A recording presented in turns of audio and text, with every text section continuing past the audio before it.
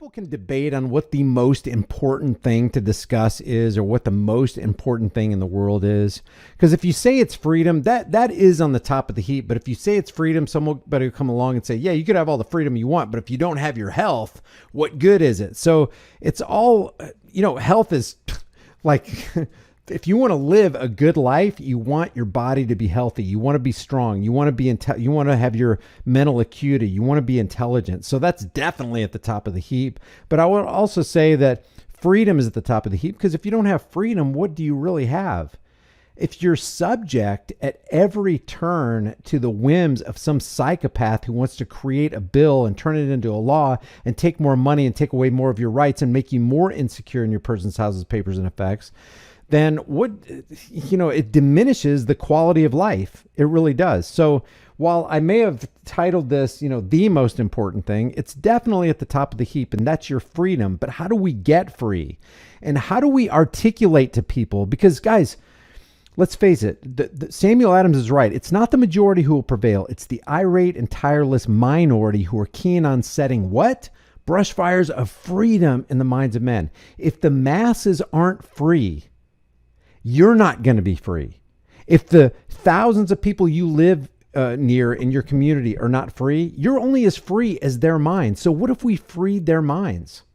Because let's say 1 or 2 or 10 or 20 or 100 of us, or, depending on the size of your city or county or wherever you live, 1,000 of us, if we stay in the extreme minority of people who know what's going on, they know that knowledge is power, and they know the more knowledge that you have, it pushes out ignorance, and you can walk in and flex your rights. If there's only a few of you in your community doing that and everybody else is pushing back, that's a very dangerous scenario to be in. It's always dangerous to be right when the government is always wrong. You can make the most solid moral argument in a court case, but they're going to decide against you because it went against their Supreme Court precedents or however they interpreted the Constitution. So that's the danger. But what if the jury of your peers was totally on board with you? That's why social media is so important, because you can reach out to more people than just onesies and twosies in the streets. Like, hey, have you ever considered whatever?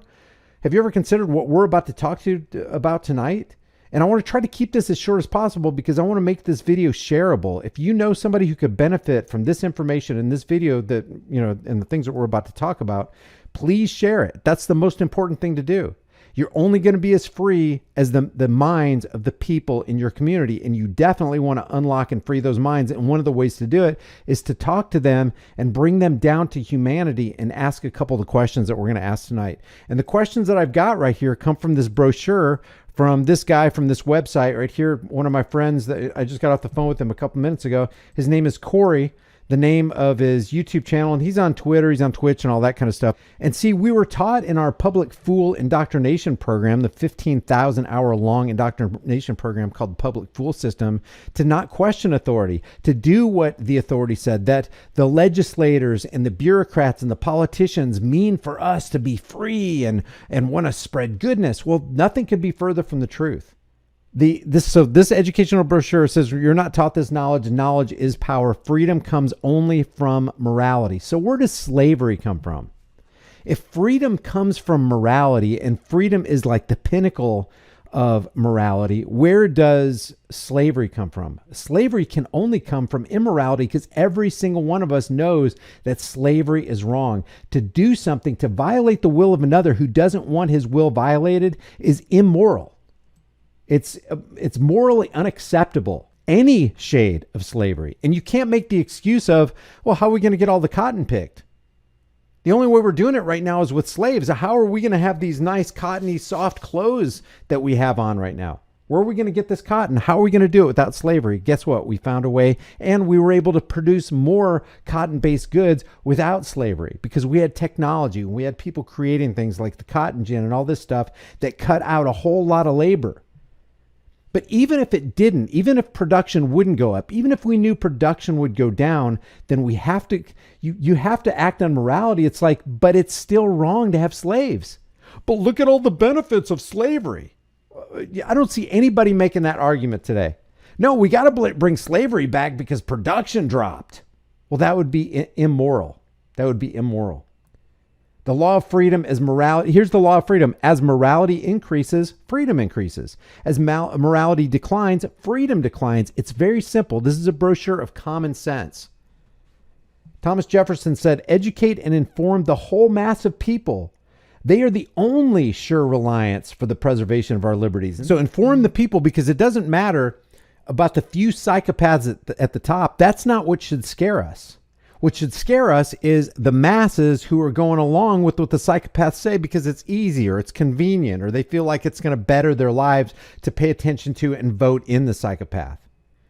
Again, you're only as free as the masses of people around you. And what if everybody was sensitized to freedom? We could literally have a completely changed life. Thomas Jefferson also said, if a nation expects to be ignorant and free in a state of civilization, it expects what it never was and what never shall be. You are not going to be free as long as you stay ignorant. And this is a constant process. Unfortunately, the way life has set itself up, freedom is not free. You have to constantly fight for it because there's always somebody on the other side of the table trying to take it from you and trying to tap into your time and laboring energies. By some cunning way, they're going to try to tap into your time and labor, the product of your time and laboring energies, and that's your money. That's your property.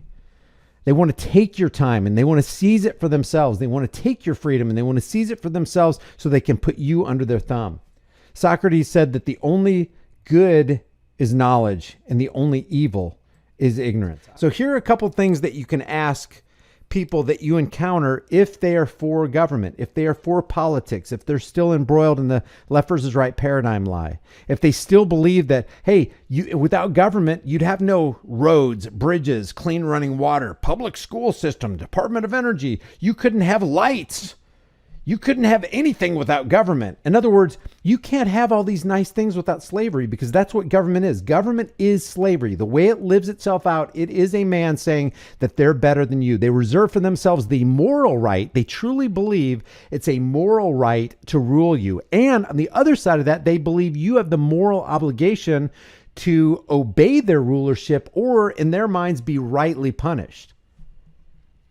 So here's some questions that you can ask people because people are operating on the basis of legality equals immorality, legality equals morality, and nothing could be further from the truth. Legality doesn't equal morality any more than illegality equals immorality. It's not a crime to smoke a joint. It's not a crime to dry out plant matter and inhale it. It's not a crime to ferment berries and drink it and get drunk. It's not a crime. What is a crime is if you reach out your hand and you create a victim. In other words, you violate somebody else's rights. You violate their will. So the first question is, do you have the moral right to rule or dominate another individual against their will? What's the answer to that question? No. You don't have a moral right.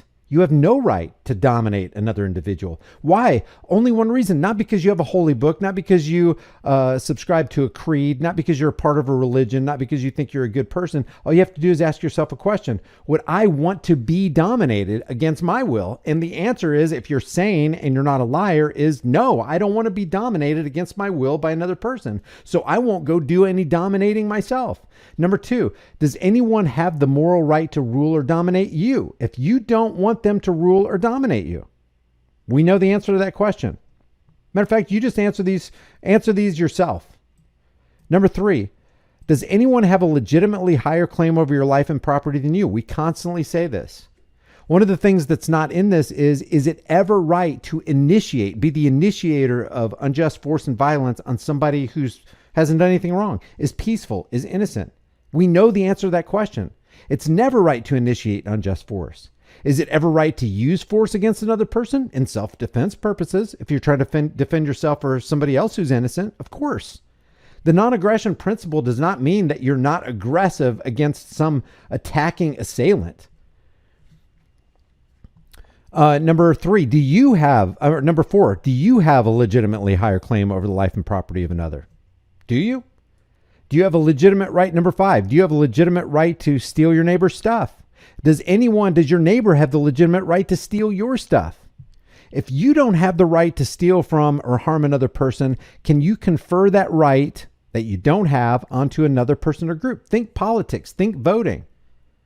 Politics actually say, hey, I was put here by the people. Well, If it was 50-50 split, you weren't put there by the people. You were put there by 50% of the people. If it was a 30-70 split, there's 30% that don't back you and didn't want you in power. But you're going to rule over them anyway, aren't you? So it's so disingenuous for a politician to say, yeah, the American people put me in this seat, broad brushing all American people. It's like, wait a second, I didn't. I don't consent to this. So therefore, I don't consent to your law, to your rulership. How is that? How is it that you're going to railroad me into swallowing and abiding by your laws when I never voted for you? And now you're going to stand behind a lectern and say, hey, the American people voted for you. I'm an American and I don't vote.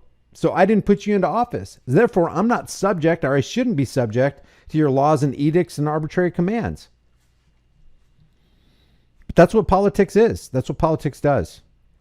Do you think two people have a right to trade with each other independent of any third party if they want to? Let's say that you have a lawnmower, your neighbor's, and you want to get rid of it and you want to sell it so you can get a new lawnmower. And your neighbor goes, hey, I'll take the old one. What do you take for it? And you say, tell you what, give me $75. I've had it for 5 years. I've gotten usefulness out of it. $75, done, deal. But then somebody jumps into your driveway in between you two guys and goes, no, you can't engage in that transaction. If you do, here are the parameters. You give this guy 70. Let's make it $100. Okay, to make the math real easy. If you give your neighbor $100 and you give him the lawnmower, I want a cut on this. I'm taking 10%. So you got to give me $10. Do you think that two people have a right to trade with each other independent of a third party if they want to? Who is that person to jump between you two because you want to engage in a mutually consensual voluntary business transaction? I've got a lawnmower he wants. He's got money I want. I'm giving this to him so I can go buy a new lawnmower. Nobody's got a right. Nobody has a legitimate moral right to get in between that arrangement. And that's what government does. They get between you and the seller and they say, hey, we're taking a cut. You've got nothing to say about it.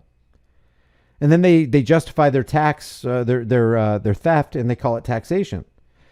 When plunder becomes a way of life for a group of men living together in a society, they will create and have created for themselves in the course of time a legal system which authorizes it and a moral code which glorifies it, and everybody buys into it. And if we keep on buying into it, we keep dehumanizing and demoralizing ourselves to the point where it gives them power. We're actually giving away our power by consenting to the illegitimacy of government.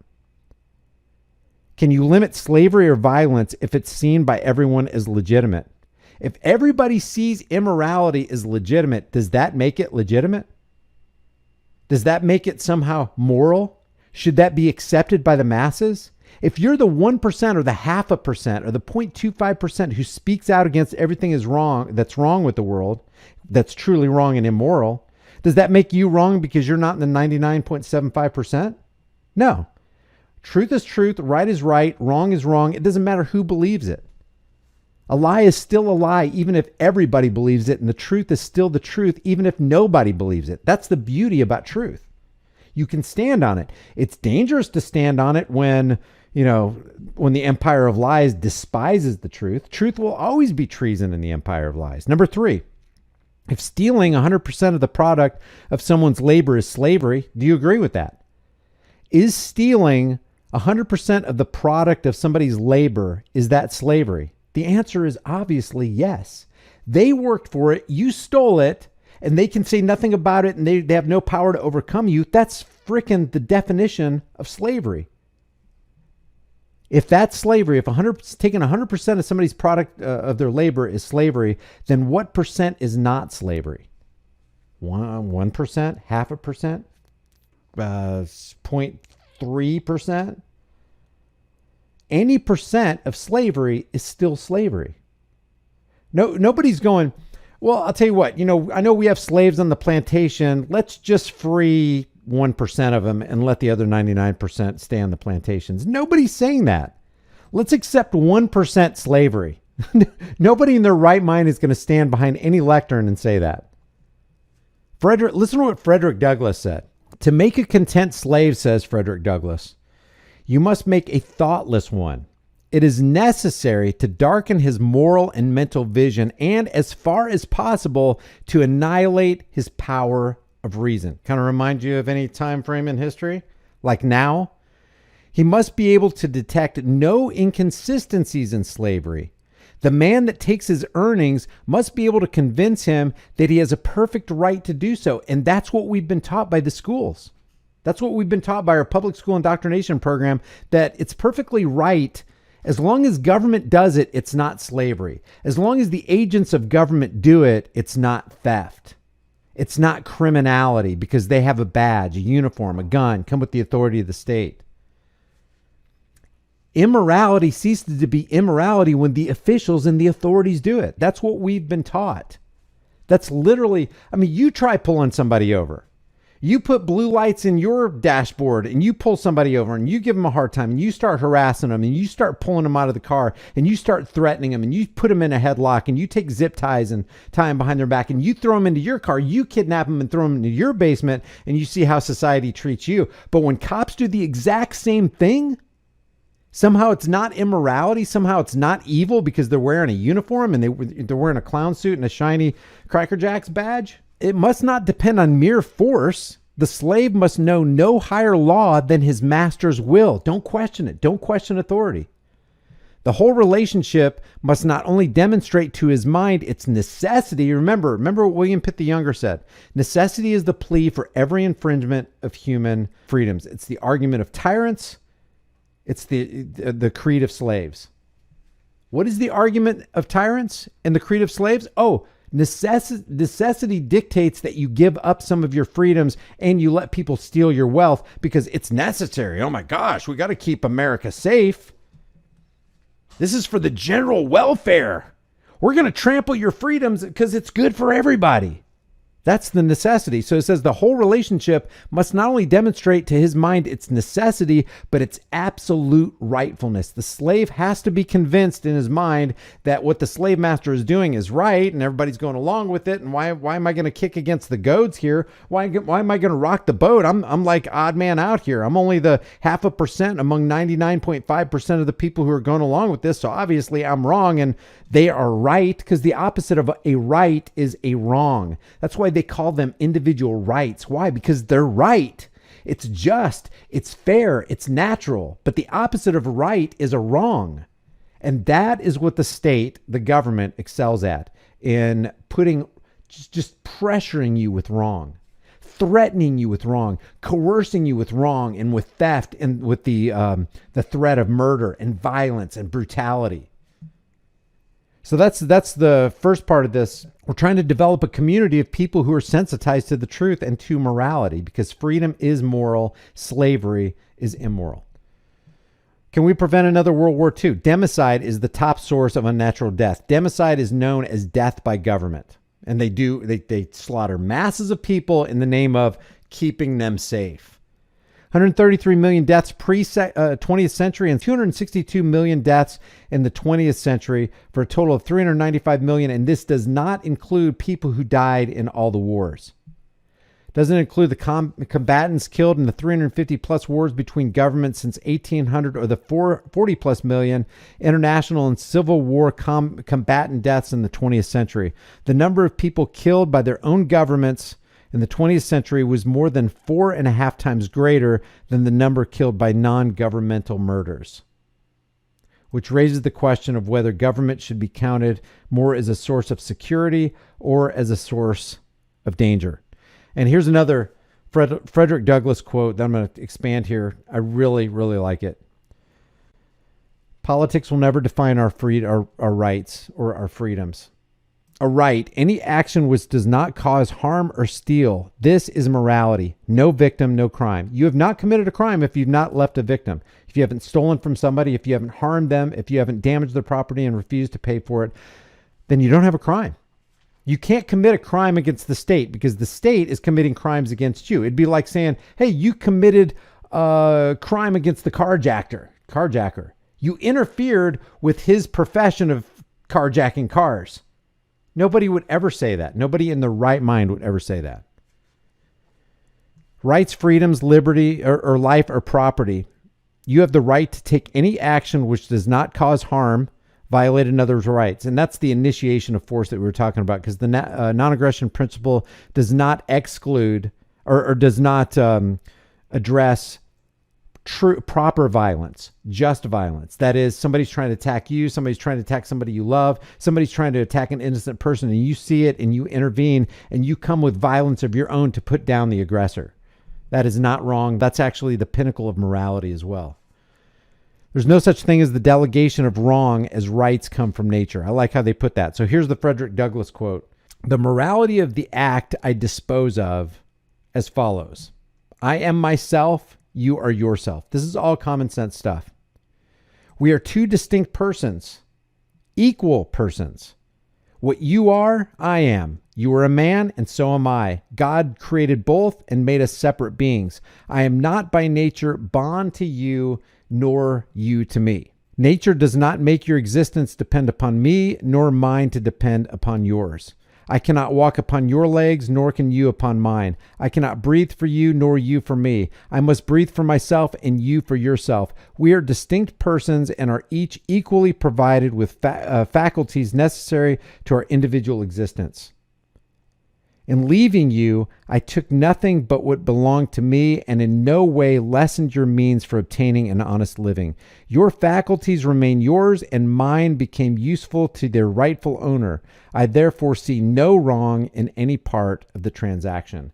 And if you ever do see wrong as part of the transaction, then it's quite likely that government or somebody with a government mentality is involved in that transaction. Because anybody who violates what Frederick Douglass says right here, I don't care if you call them the FBI, CIA, IRS, TSA, Department of Homeland Security, they're actually violating your rights against your will. And that is the very definition of slavery, and it's antithetical to freedom. So is there any means by which any number of individuals can delegate to someone else the moral right to do something which none of the individuals have the moral right to do themselves? Just these are questions you can ask somebody. Because I would like their honest answers to these. Do those who wield political power like presidents, legislators, senators, congressmen, whatever, have the moral right to do things which other people or law enforcement agents, do they have the moral right to do things which other people do not have the moral right to do? If so, from whom and how did they acquire such a right? What a good question. Is there any process like constitutions, election, legislation by which human beings can transform an immoral act into a moral act without changing the act itself? Ask yourself that question.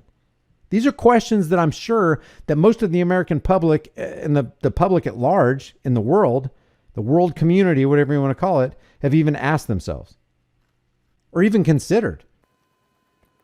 2/3 of the way there. When the lawmakers and law enforcers use coercion and force in the name of law and government, do they bear the same responsibility for their actions that anyone else would who did the same thing on his own? Do they bear the same responsibility? In our world, no, they don't. Should they? Yes, they should. They should bear the same responsibility as we do, but they don't. For example, with a law enforcement agent who murdered Daniel Shaver, that's Philip Brailsford, murdered Daniel Shaver, who's trying to obey every word that Philip Brailsford said and his gang of misfits in that La Quinta Inn hallway.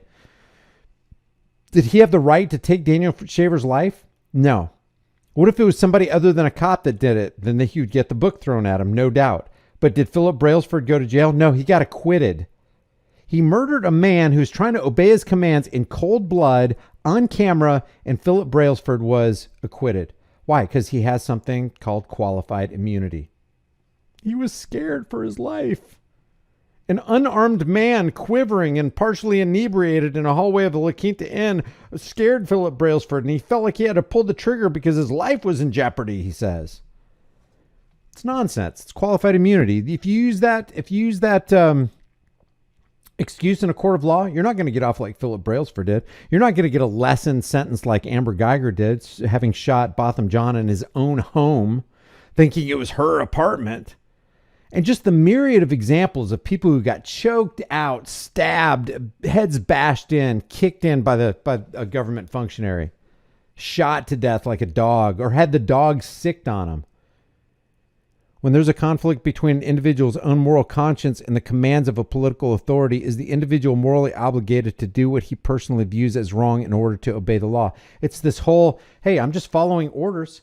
I'm just doing my job. I didn't make the laws. I just follow them. That's an order follower. One of the most dangerous people in this world is somebody who turns his mind off and puts his morality in suspended animation so he can obey his overlords and just enforce the policy. That's why they call them law enforcers. The word force is in there. Like George Washington said, government is not eloquence. It's not reason. It's not logic. It's not goodness. It's force. And like fire, it's a dangerous servant and a fearful master. And it chooses to be a fearful master while it calls itself the servant. But share this video with everybody you know, guys, because this is important stuff. These are questions we need to be asking people. These are questions that people don't typically ask themselves. They just go along to get along. They've been conditioned and their brains have been pickled by fake stream CIA infiltrated Operation Mockingbird, MK Ultra Media, by a 15,000-hour indoctrination program. They literally believe that voting for another slave master on the plantation is going to somehow, lessen the pain of their shackles while they currently sit on the plantation, and it keeps getting worse and worse and worse, and they're embroiled in Team Red versus Team Blue, the right versus left paradigm, which ensures that the bankers stay firmly in the seat of power, firmly grasping the levers of power and pushing those buttons.